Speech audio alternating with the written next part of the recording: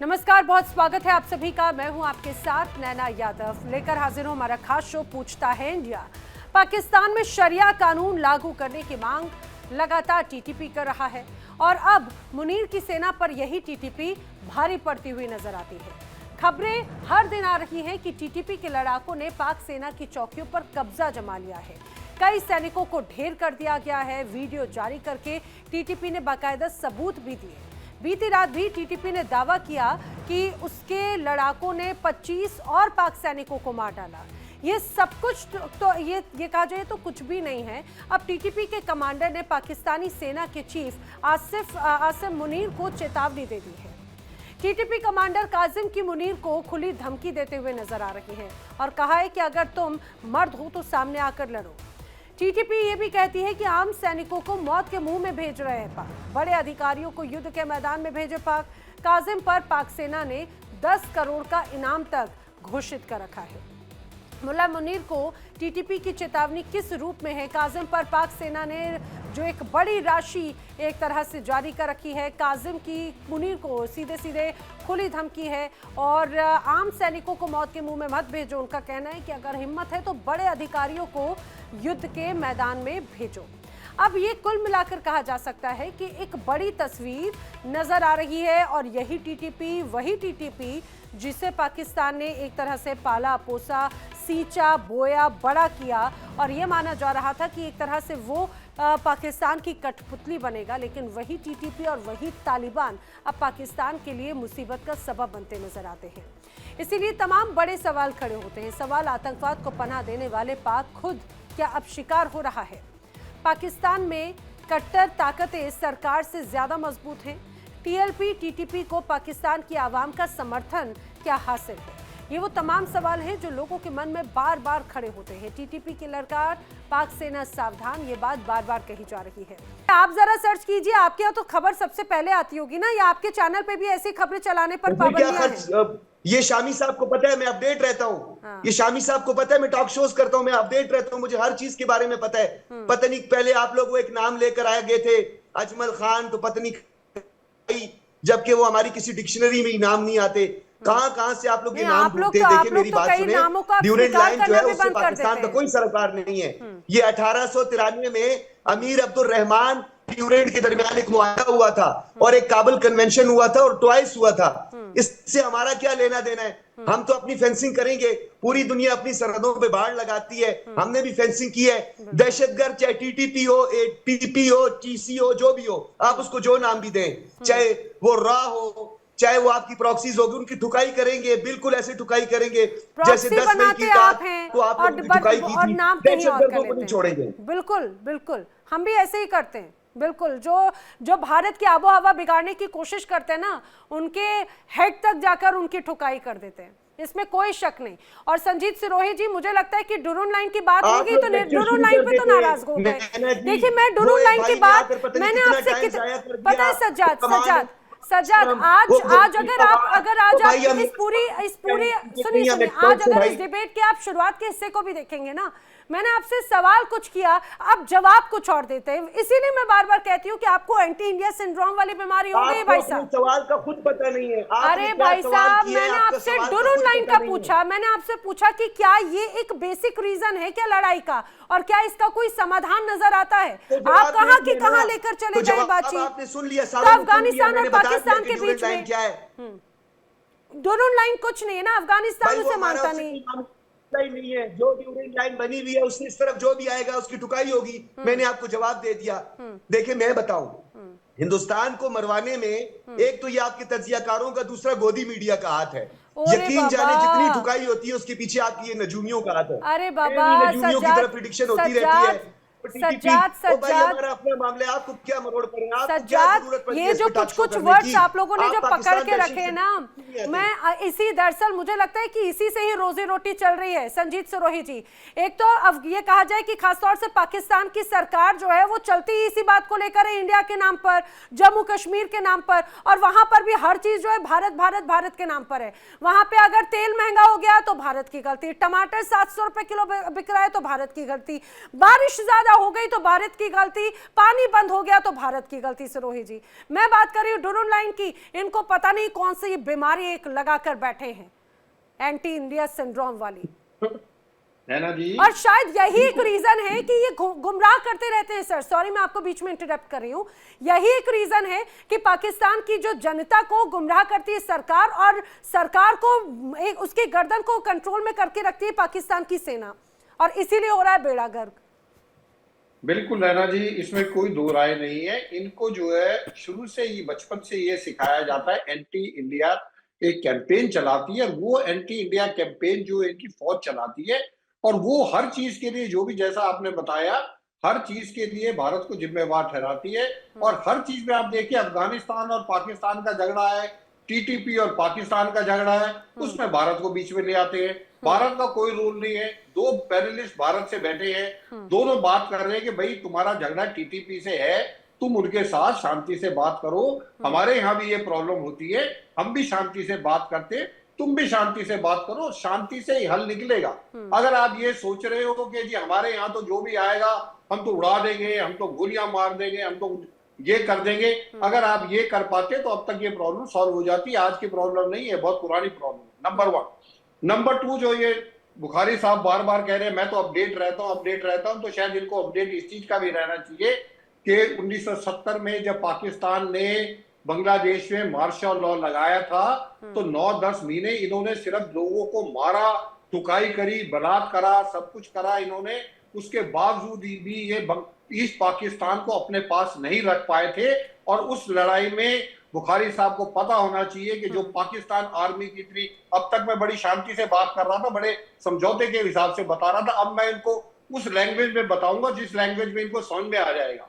1971 में 93,000 आदमी जिनकी ये डींग मारते हैं पाकिस्तानी के लिए, हमारी फौज तो बड़ी प्रोफेशनल आर्मी है, नंबर 1 आर्मी है, वो 93,000 आदमियों ने हथियार डाल दिए थे। तो ये जो है ना, बार बार एंटी इंडिया अगर आप लेके आएंगे तो आपकी कोई प्रॉब्लम सॉल्व नहीं होगी। अभी लाहौर में, मुरीद के में कितने लोगों को आपने गोलियां मार दी, पीओजेके में कितने लोगों को गोलियां मार दी, बलूचिस्तान में रोजाना बलूची आपको आगे आपकी फौज को ठोकते हैं, पुलिस वहां पे घुस नहीं सकती। जिस काजमी की ये बात कर रहे हैं, हमने तो काजमी को सुना नहीं है। काजमी, इसी काजमी ने आपके लेफ्टिनेंट कर्नल और मेजर को 8 अक्टूबर को बाकी 9 आदमियों के साथ इसी काजमी ने मारा था। तो आप कह रहे हैं हमें नहीं पता। आंख बंद करने से प्रॉब्लम सॉल्व नहीं हो जाती। कबूतर मत बनिए, बिल्ली को देखने की कोशिश करिए, नहीं तो बिल्ली आएगी आपको खा जाएगी। इसलिए ये जो चीजें ना, एंटी इंडिया कैंपेन मत चलाइए, इससे ना आपका फायदा है ना भारत का फायदा है।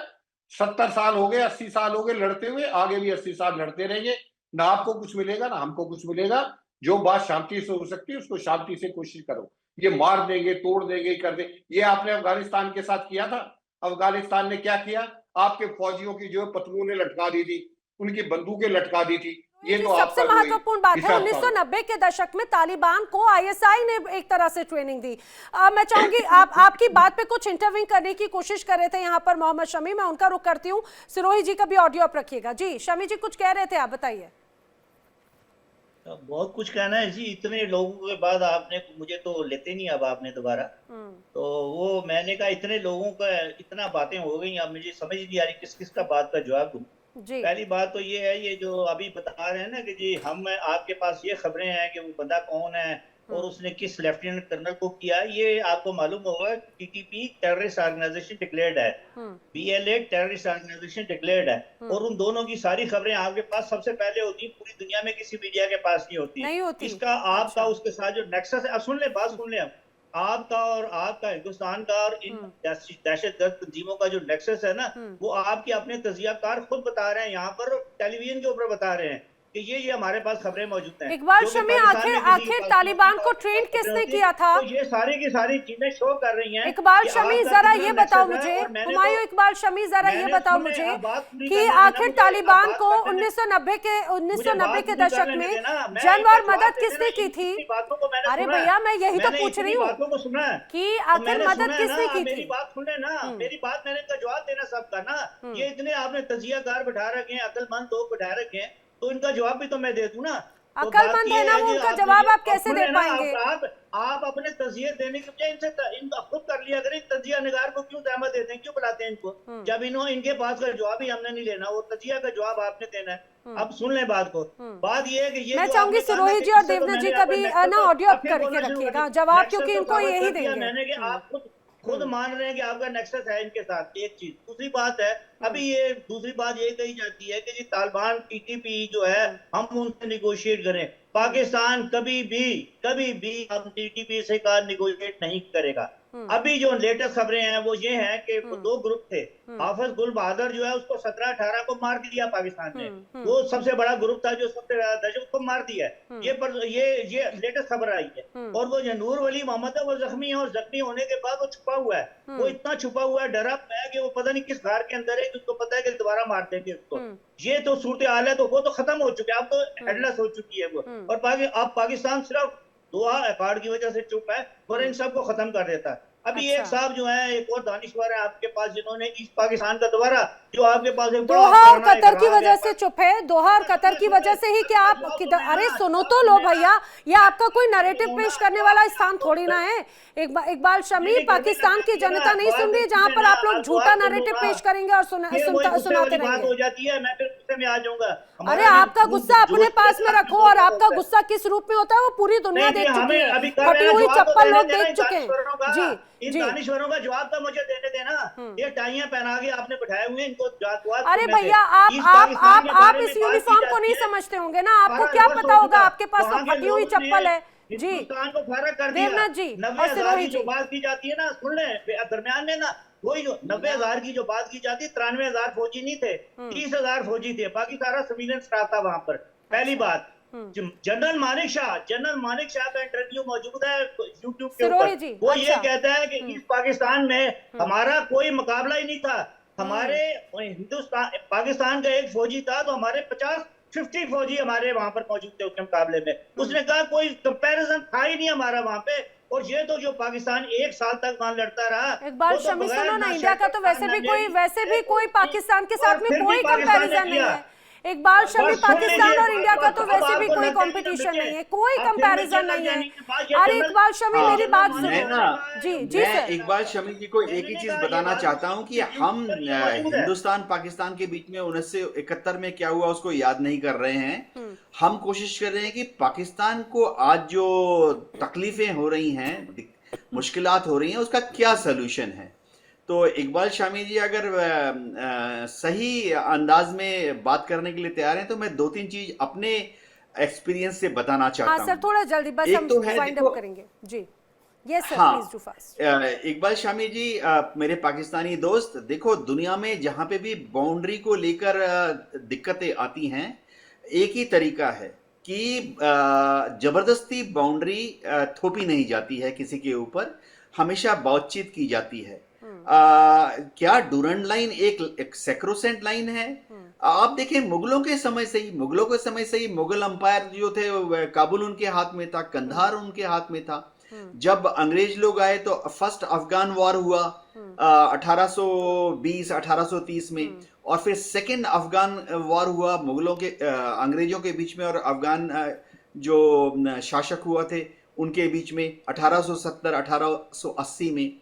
तो ये डूरंड लाइन क्यों बनाया गया है, इसके बारे में इकबाल शमी जी को शायद मेरे से ज्यादा मालूम होगा। नहीं पता होगा सर, यही तो एक बड़ी रीजन है, यही एक बड़ा रीजन है कि जब हम उसके समाधान की बात करते हैं तो उसमें भी इनको इंडिया का ही एक तरह से रोल नजर आता है।